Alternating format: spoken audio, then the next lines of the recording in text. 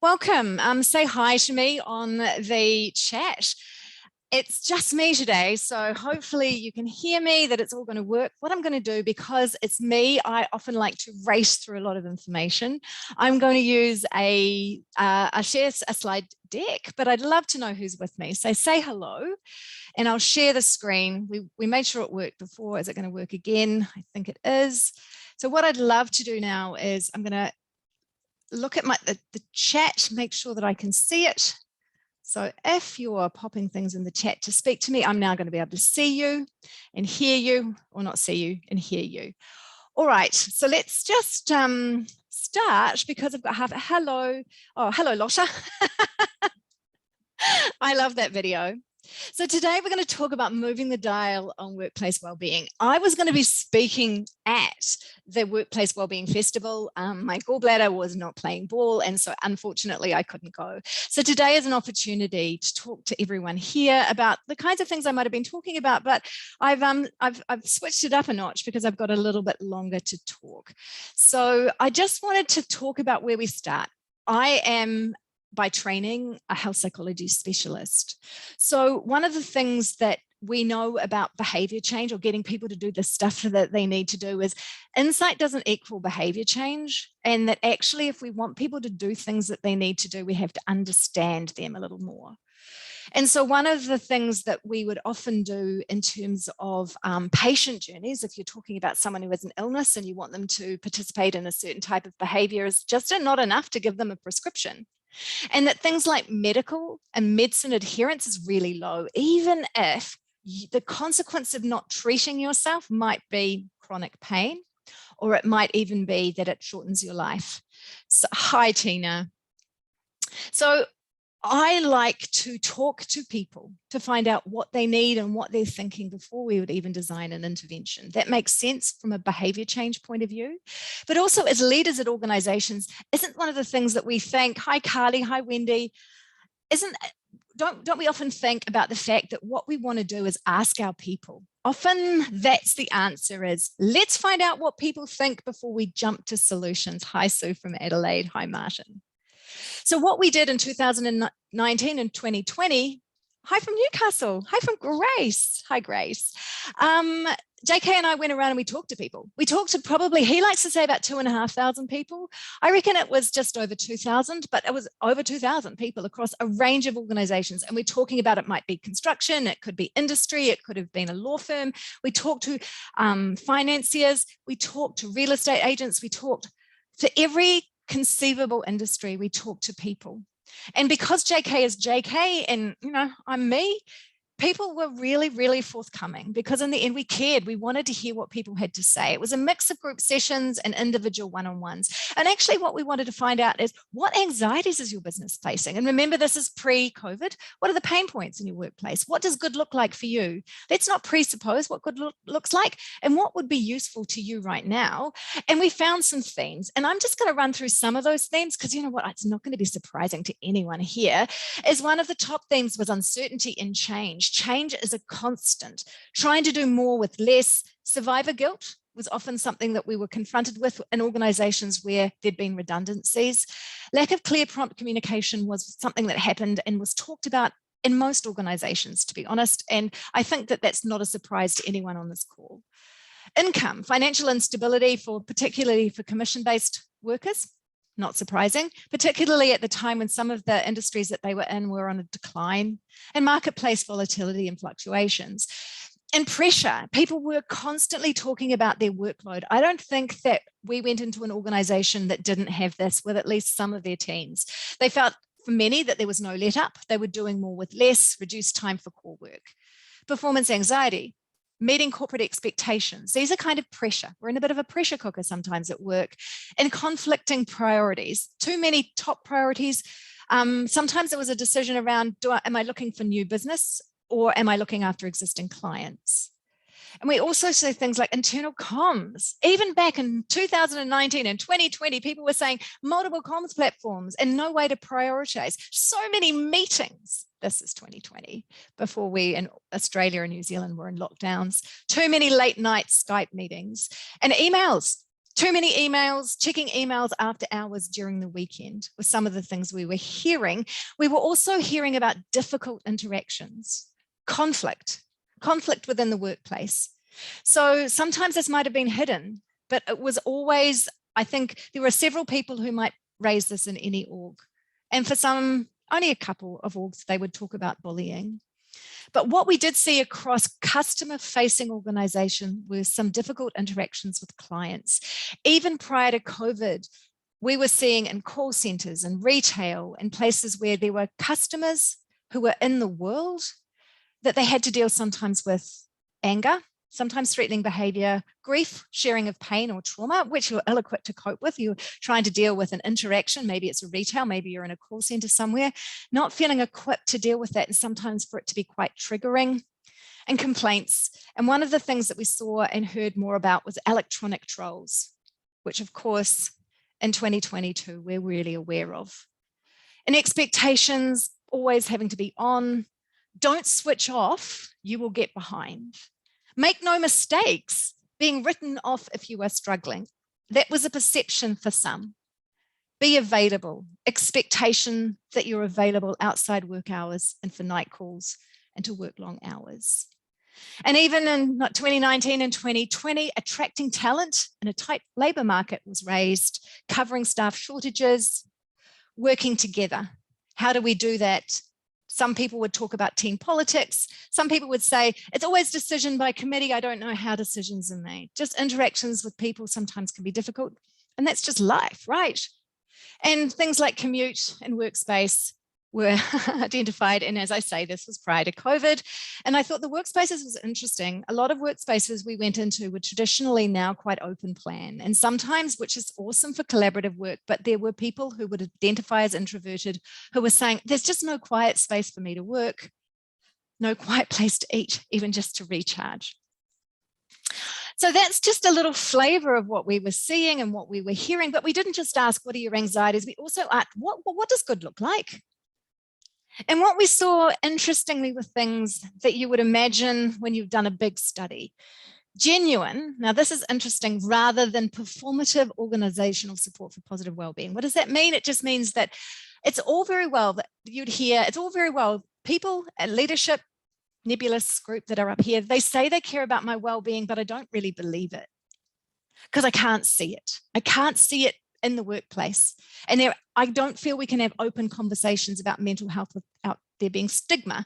There doesn't seem to be respect for the fact that I have a life and responsibilities outside of work. So if you're telling me, my leadership team, that you care about me, I don't believe it. Acceptance and belonging, feeling comfortable to bring my authentic self to work and that my viewpoint is valued. Equity, inclusivity, and diversity. And it was celebrating and taking time to understand differences culturally, background, age, but also about my communication style and my personality came up again and again. Fair treatment and compensation, and feeling safe and secure. Feeling safe to share problems, to offer ideas, to ask for help, to make mistakes, and to be me. And I love this care and connection. It just came up again and again. Treating each other with care and kindness, having zero tolerance for bullying and harassment, and that concerns can be raised in a safe way and complaints are taken seriously. All good stuff. Clear and transparent communication. And if I was going to ask what were the overall things that I heard often, was communication is really the key here often. And that when there was change afoot, what was happening with organizations and people within those organizations is that in a vacuum, people make up the story. So where there were changes afoot, people were not trusting of the information that they were getting. So prompt and clear communication of leadership decisions and being kept abreast of developments within the organization that affect me. It's building trust. Visible, engaged, and connected leadership. Now, this was interesting. We saw it again as regularly seeing and hearing from the CEO. This is often in very big orgs where it felt like exec teams are here, we never see them. Feeling so disconnected. And there's a wonderful saying from a colleague of mine, Dr. Hilary Bennett, and she talks about, she's very good at dealing with psychosocial risks and mitigating them. And one of the things she talks about is work as done compared with work as imagined. And sometimes as we're sitting in those exec teams, we imagine what's going on for our people. But when we walk through the shop floor, when we're down in the trenches, we see it's a little different. So regularly and seeing and hearing from the CEO, feeling helps to feel valued, but also it gives you a line of communication, and having an engaged and connected executive team. Flexi hours, flexibility. And it's interesting, this has been raised before COVID, but in terms of the most recent research, flexible working is actually one of the interventions that's working right now if it's done well in terms of mental well-being and productivity. Collaborative and collegial ways of working, catching up in person rather than email, having time for fun and laughter came up again and again. We need to take opportunities for fun. We spend so much time together. We're nearly here. Role clarity and pathways for career development. Sometimes people would tell me afterwards or come and talk to me and they would say, there are 3 of us doing the same job and I'm not sure what I'm responsible for. And it was really affecting their well-being. And there are opportunities to learn and develop in areas that I care about, not what my boss tells me I should care about. And if I was going to say, communication is probably the most important thing, clear, transparent, prompt, but also valued, recognized, and celebrated. If I were going to take 2 things that seem to come up again and again, it's genuine acknowledgement, recognition, and celebration of individual contributions, achievements, and team wins. And I know that in the pandemic, we've learned some stuff. And one of the things that a study in New Zealand has shown is that when cleaners became frontline workers and their work was celebrated and their work was seen, it helped well-being, feelings of pride in self. So as leaders, we need to understand what our people do, make sure that we're recognizing their contributions. It's easy to recognize the contributions of the superstar, or the person who closes the deal, or the person who, like me, stands and talks, but there's a team behind me. And every one of them contributes to my ability to do my work. Workspaces that are conducive to well-being, it feels obvious, but sometimes there were places that just weren't access to workspaces suitable for different needs. And obviously we've changed a little bit about workspaces in the last little while, but it came up again and again. We need quiet spaces and spaces suitable for discussion without interfering with others. It would be interesting to see if this came up again with hybrid working that we now have, because that was not the norm when we were talking. A lot of these things are themes that have carried on. Some of them might not be quite so salient. Comfortable chairs and adjustable chairs and desks, important at work and at home if you're working from home. Support pathways for those in distress. One of the things that came up again and again was, I don't know how to have conversations with people in distress. That was something I want to be supported in that, but also I need to know where to refer people within my organization. So understanding what support pathways are available and being able to get access to support for someone on your team who might have alcohol issues, because it's not always mental distress. It's sometimes family stuff. It's sometimes just EAP. I feel uncomfortable in my work environment because I don't feel like I've got the right skills, or I need to be trained. So understanding what those support pathways were came up. And this was, again, a common skills acquisition and integrated wellbeing practices at work. So opportunities to learn, practice wellbeing techniques in the workplace in areas such as managing anxiety, building resilience, calming the mind, and switching off. Now, that is just one of our themes. It was an important theme, but it's not the only theme that we see. And often those are the things that we jump to. Making wellbeing practices part of the everyday came up, regular walking meetings, team exercise challenge. A lot of this was around physical wellbeing. So taking all that information, we also did have some one-on-ones, and we asked, what would be useful for you right now? And the top 5 were generally in this kind of an order. They were given I think there were 50 options. And this generally came up: calm my mind, learn to switch off from work, more energy, less anxious, strategies to manage change. So we have a whole body of understanding that if we had just walked in and gone, we think we know how to deal with workplace well-being or people's individual well-being through workplaces, we would have made some assumptions. And some assumptions were around, we know that people want to bring their authentic self to work, and we think that they might want to be able to do some well-being practices and switch off. But of course, when you started to hear what people were saying, there were just a multiple of things in the organizational environment that were affecting and impacting their ability to feel good and function well. And since 2021, 2022, there's a lot of things that we know now are impacting worker well-being and will continue to impact. That's the globalization, things like supply chain issues that we're seeing with some of our customers, technological advancements, artificial learning, machine learning, robotics, redistribution of jobs. conditions of work, safety, health and well-being, characteristics of where we're drawing our talent pool from. So there are some issues such as hybrid working that we now know that is a pain point, and also sometimes it can be an opportunity. But there are new things that are confronting workplaces because of COVID, and we can't work in a vacuum. Those things we need to address. So asking and hearing what people want, what they need is incredibly important, but why would we even try to create a culture of well-being? Why wouldn't we just think about dealing with people outside of work? Because someone like me, I'm interested in impacting people's well-being. Well, we know it's important because I'm in work. Work has a huge impact on our well-being.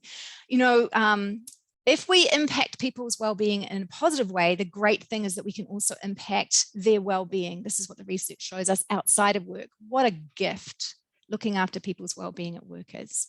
But also what it does is it improves team cohesion, it improves trust, it improves productivity, all of that stuff that we know, absenteeism, presenteeism, if it's done well. But one of the drivers right now is because actually when you think about it, this great resignation that we've been seeing in the Northern Hemisphere is coming to the Southern Hemisphere. And researchers have tried to unpack what's driving some of these behaviors. And what we now see in the literature is that a toxic culture is 10.4 times more likely to contribute to attrition than compensation. Compensation is still incredibly important, but that toxic work culture, people do not want to work where there's a failure to promote diversity, equity, and inclusion, where workers feel disrespected and there's unethical behavior. And the leading element that contributes to a toxic culture is shown to be psychologically unsafe environments. Environments where it's not safe to be me. It's not safe for me to rock up, for me to be my authentic self. It's not safe to talk about mistakes. It's not safe to raise concerns. In those environments where it's not safe to be me, I just don't want to work there anymore. And we've also seen low salary does contribute, limited career opportunities, but not being valued by my manager. Being valued is such a core thing when we think about what might drive people away from a place of work where otherwise they might be quite happy. All of these things are about individual well-being. And what we wanted to do is okay, we can see some research that's being done in the United States and in the UK, and that's really interesting context, but what's happening in New Zealand and Australia?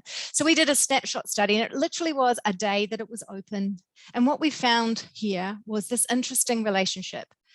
For if respondents agreed, of those 1,241 people, if they agreed that their workplaces supported their well-being, they were much, much less likely to be thinking about leaving their workplace most days. If you have a look here, if you agree that your workplace supports your well-being, 6% of you might be thinking about leaving most days. But interestingly, if you don't agree that your workplace supports your well-being, then 55% of respondents thought about leaving the workplace a few times a week. That's about 19%, and 36% most days.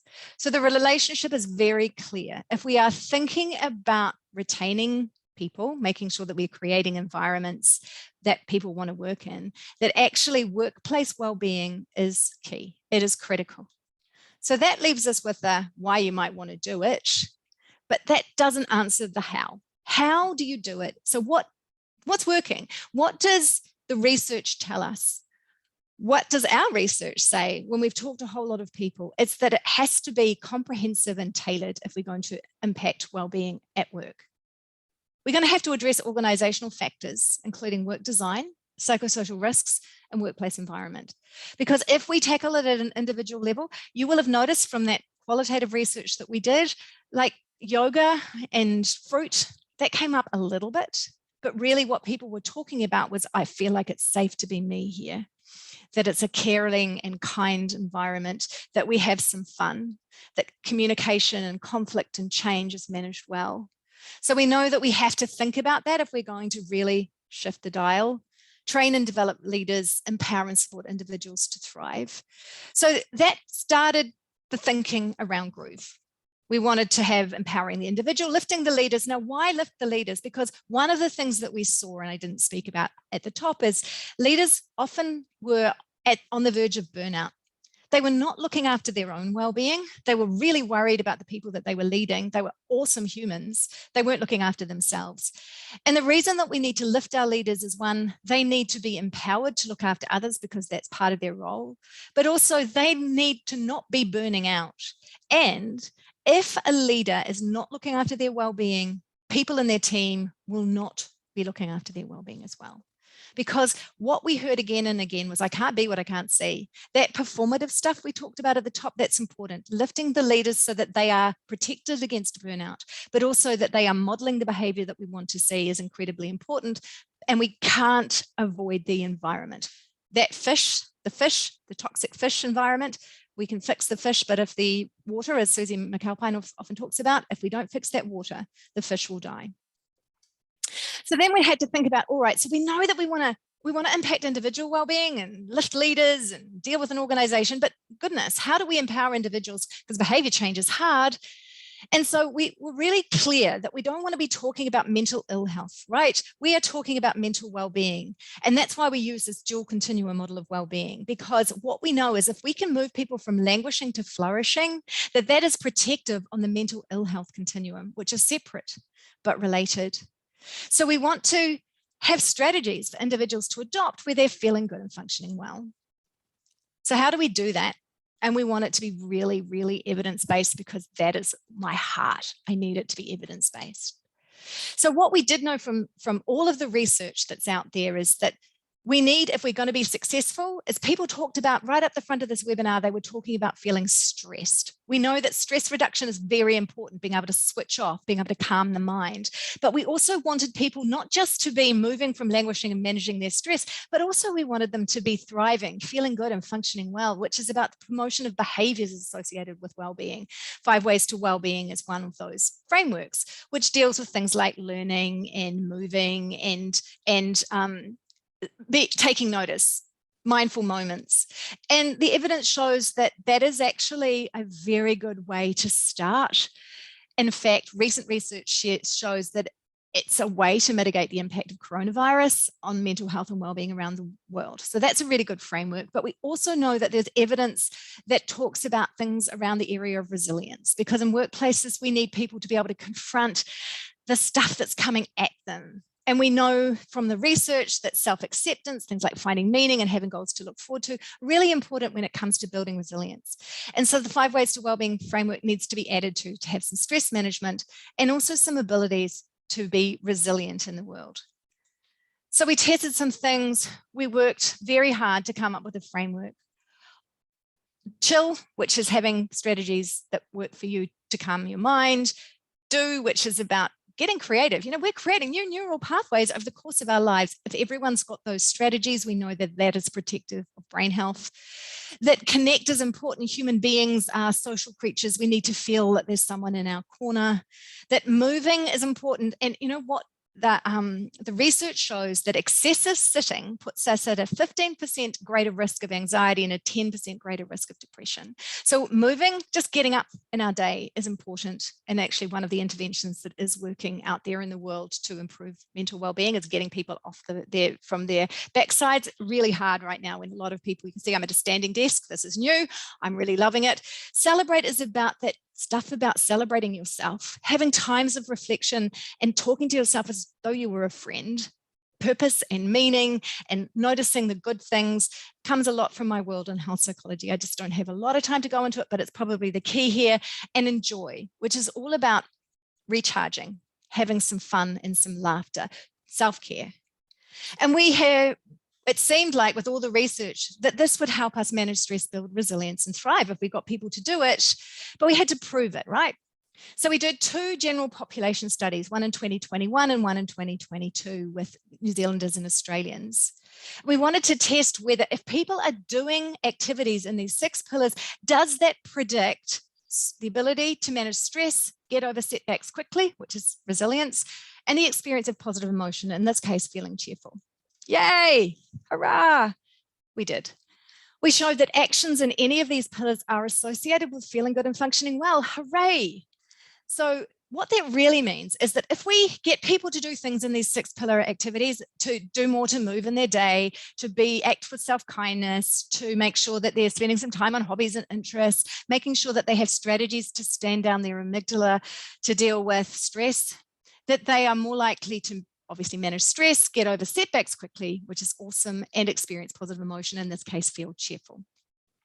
And actions in any single pillar, if you just wanted to concentrate on one of them, was associated with feeling good and functioning well. And if you added in any combination, you were going to increase your well-being scores. So from there, we're thinking about how do we tailor engage impact? Because also the research says, all right, so I've got this idea that this is what we want people to do, but we need to be able to see if we're doing it, because actually interventions are really weak if we don't know whether we're shifting the needle, and interventions have to be tailored.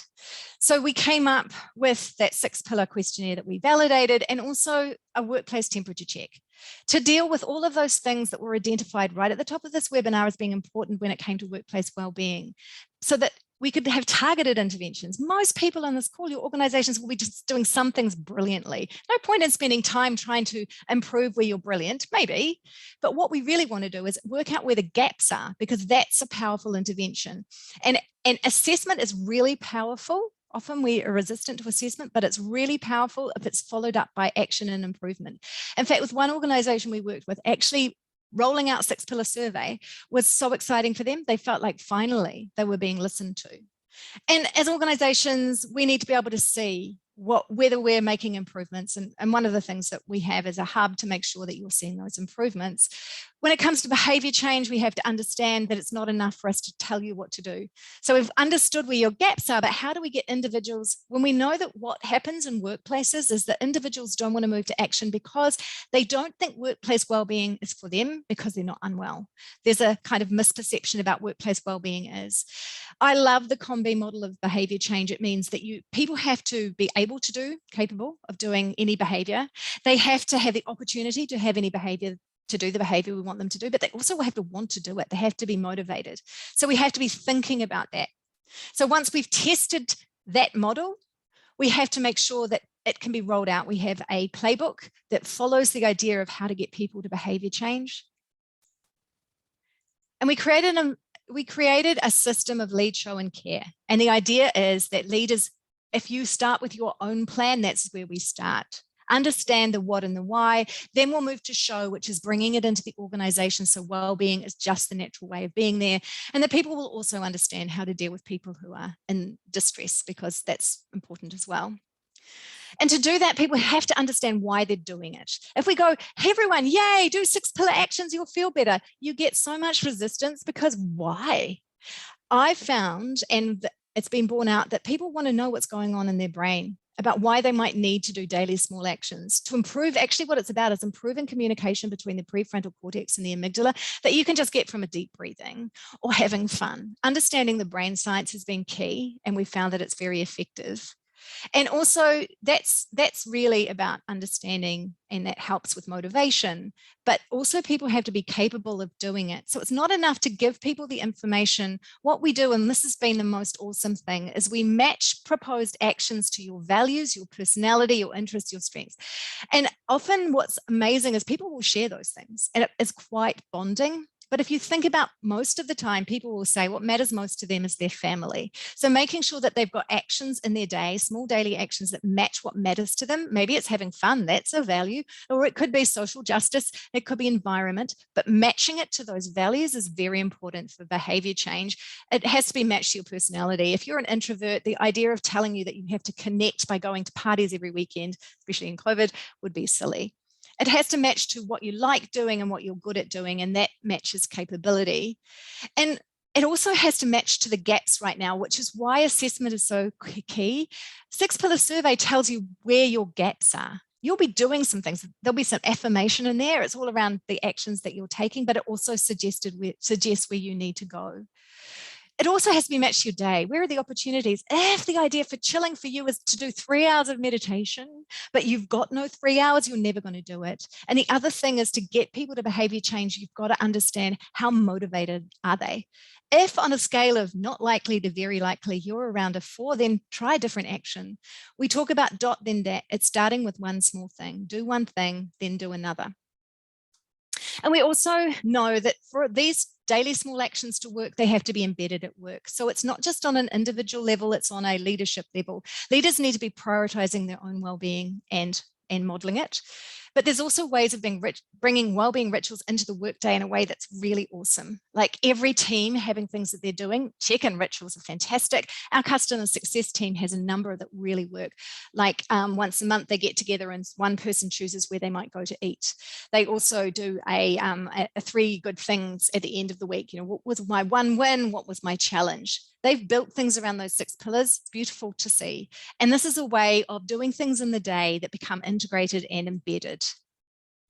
And the impact data that we're seeing is when people follow the program, is we see pretty quickly a 20% positive shift in wellbeing scores. It means that what we're seeing is people are managing stress, building resilience and experiencing positive emotion, and that is linked to them doing more of those things in the 6 pillars. But also what is really gratifying is it's not just shifting individual well-being, it's also shifting workplace temperature check items. My workplace cares about my well-being. Wow. And you know, when you think about what that means, that's the relationship where people are going, my workplace doesn't care about my well-being. I don't know if I want to stay here. So that's a good thing to shift. We see more leaders modeling well-being by doing things in their workday. And what does that mean? It gives permission to others. I'm so happy. If employees are given time, because there's an understanding that well-being doesn't take hours. It could be 2 or 3 minutes of getting up, getting a glass of water, having a chat, getting outside to breathe. If someone makes a mistake, it's not held against them. That is the psychological safety that we know that we're starting to embrace. Mental health is discussed without stigma. That's how we know it's okay to bring my authentic self to work. Taking opportunities for fun is encouraged because there's an understanding that fun is actually for team bonding. It's not frivolous. Effective support is available to help employees deal with stress. That's important. And successes are celebrated. Yoo-hoo-hoo. So that was a very quick overview of the kinds of things that we are seeing working. It's based on some very robust models of well-being. There's also understanding when at the top of this hour, I talked about the fact that change and change management was being introduced as a concept that people wanted to address. One of the things that we've seen more and more is dealing with re-entry anxiety. So we're also making sure that we're tailoring some interventions to the needs of leaders and organizations. So we have calm dealing with re-entry anxiety models. We have models for other things that are going on right now, hybrid working, because for interventions around wellbeing to work, they have to be context dependent essentially.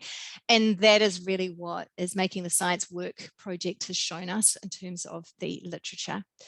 And we've tried to make sure that there are a lot of things to help people here, but I'm aware that where we are is we've got 5 minutes for questions.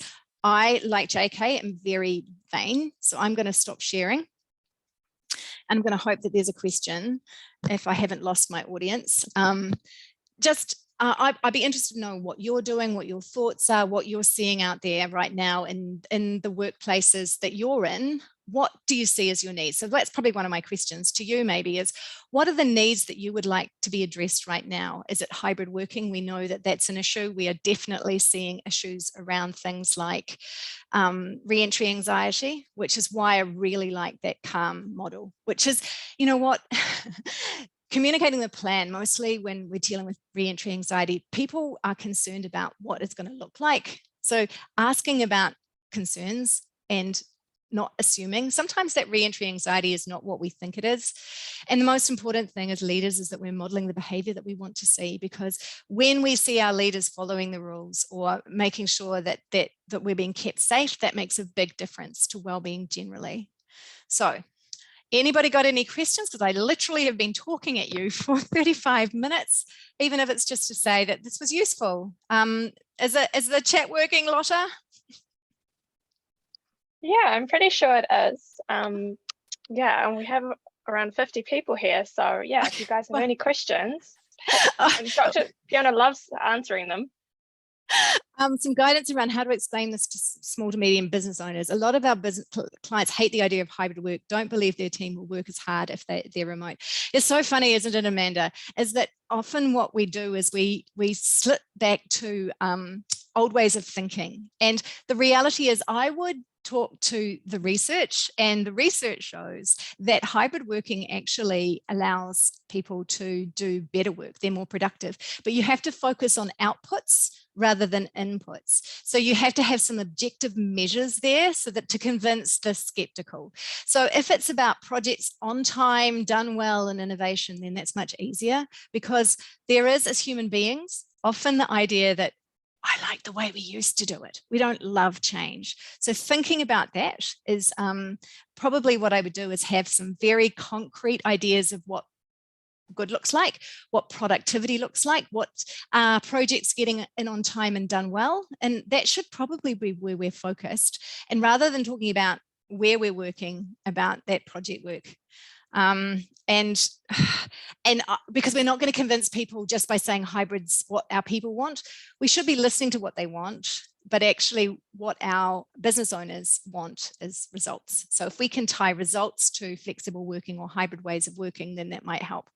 Now we've got needing to find a balance between making positive changes in the workplace to support wellbeing and psych safety, but also being aware and being gentle with a workforce that is already emotion exhausted and change fatigued. Even if they are on board and willing and keen and all those good things, how do we introduce change in an exhausted population? What a beautiful question. And I think that that's why we start with looking after you first, and that everyone has their own wellbeing plan. We would never go to that whole thing about psychological safety. That's well down. You start with look after you, which is prioritize your own well-being, experiment doing little things in the day, and adapting as needed and developing habits around well-being. And the way that you bring it into the workplace is it could just be that you spend some time checking in and having those water cooler moments that we kind of missed in COVID. So in teams, what we try to do is I try at the end of the week to talk to my team about the wins of the week. That's a well-being thing. Starting to change the dialogue or asking how they're going. And then talking about what I do, which is, you know, this weekend, I'm just going to sit on the beach and I'm going to look out on the water. And because I'm a nerd, I'll say things like, because it's going to calm my amygdala. But actually starting to shift conversations to more of those holistic well-being practices, saying, you know what, or getting up off your seat and modeling, saying, look, I'm stuck right now, particularly depending on what you're doing. We know that an hour and a half sitting is as much as we can probably take, and concentrating. So thinking about maybe we introduce breaks if people aren't taking breaks, encouraging people to get up out of their seat, understanding that well-being is tiny. We're talking about little tiny incremental changes. We can't start with the big stuff usually, because that's too much. You're right, exhausted. But if it's about caring, it's saying, I care about you. So actually what we're going to do is maybe we're just going to have a walk and a chat, a walking meeting, introducing the things that are gently able to work with the workforce that you're in. That's how we make the change. Human beings don't deal with change well, even good change. So slip those things in, the well-being conversations, the fun, turn up the music, have a boogie. You know what? That's normally I would do that, but I decided against today just because maybe I have to think about copyright. But we might just do a boogie. I mean, often I put on Wham, and with my team we do a lot of dancing. That's not for every team, but it's pretty fun. It's understanding that well-being isn't hard. There's such an idea that well-being is really, really worthy. It's about, you know, thinking about the big, hard stuff. And sometimes it is, but well-being might just be watching Taskmaster at the end of the day and having a laugh. Well-being is very likely to be just spending some time with the kids, reading them stories in bed, making sure that work isn't bleeding into every aspect of our lives, and that as leaders we're suggesting that, and that we ask them. I was talking to my husband the other day about, he's an engineer with a workforce, and he was saying that he's just saw somebody loitering at work, and he said to them, go home and have dinner with your family, because really that's the modeling that we need to see. But I hear you, it is really hard right now. We've got to make sure that we're doing this gently, and this is meant to be positive. And often with workplace wellbeing programs, it feels like it's too hard and it's not for me. So that's the daily small action idea, is Just do something for fun. Talk to yourself as you would a friend. Celebrate your success. Another really good one is leaders, when you've got someone with you and you're doing a performance review, or you're just talking about performance generally, get your people to tell you the things they've done well. Because human beings, particularly in Australia and New Zealand, are really bad at congratulation to me. So we can, as leaders, sometimes start to change and shift some of those habits. And you can't be what you can't see. Oh, and absolutely. Keeping it simple and doing daily practices across a number of areas of wellbeing, as well as targeting leaders. I love, oh, thank you, Yvette. Yes, very true. Can you elaborate on what re-entry actually means? Is it coming back from COVID? Yes, sorry, that's what it is. That re-entry anxiety is what was being used as people are worried about coming back to the workplace. And I'm getting asked a lot about leaders, how do I encourage people back so they feel safe? And so that's one of the things that we created a program for one of our orgs who were really struggling with how you communicate it.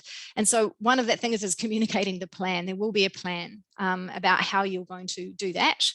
And also addressing issues. Often we make assumptions about why people might be anxious, but sometimes it's not really even worry about COVID. It's the fact that actually I've got a kid at home and I'm worrying about that. So asking, the CALM model is, communicate the plan, ask about concerns and questions, because that's how we find out. We ask and then listen to understand. It's really difficult not to make assumptions. And I do it. Human beings do that. We kind of make cognitive shortcuts. We imagine we know the answers, but if you can just spend some time going, the problem here isn't that they're concerned and worried about catching COVID, but they're really worried about the dog. Now, how many people have got puppies in lockdown and they're worried about their dogs? I tell you what, that is one of the issues that's stopping people coming back to work.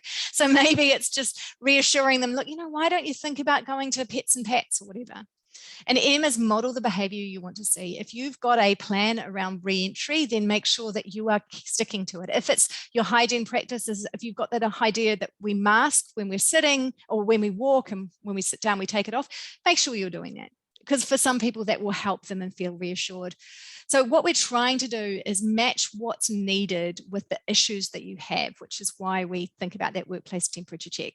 But I really liked that someone did mention the fact that people are exhausted, because I do think that that's really true. That at the moment we're fatigued on all sorts of fronts, and we have to go easy on ourselves. And so people want to get back to normal. Work increases due to COVID backlog and due to levels of 6 of the workplace are making it tough. Yeah, Tina. And that's that fatigue. We're over it, right? And unfortunately, COVID doesn't care. So we have to go easy on ourselves. So one of the things I wanted to say to everyone who's joined me, and I'm so delighted that you have, thank you for giving your precious time to listen, is please be kind to yourself.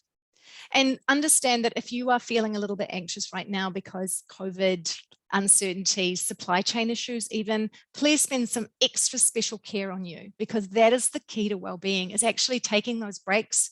Often the people that turn up to these things are the people that care the most. They care about their people so desperately that actually that in itself, Lotta and I were talking about it before, Lotta is one of those people. I'm really grateful that she is going to take a break next week.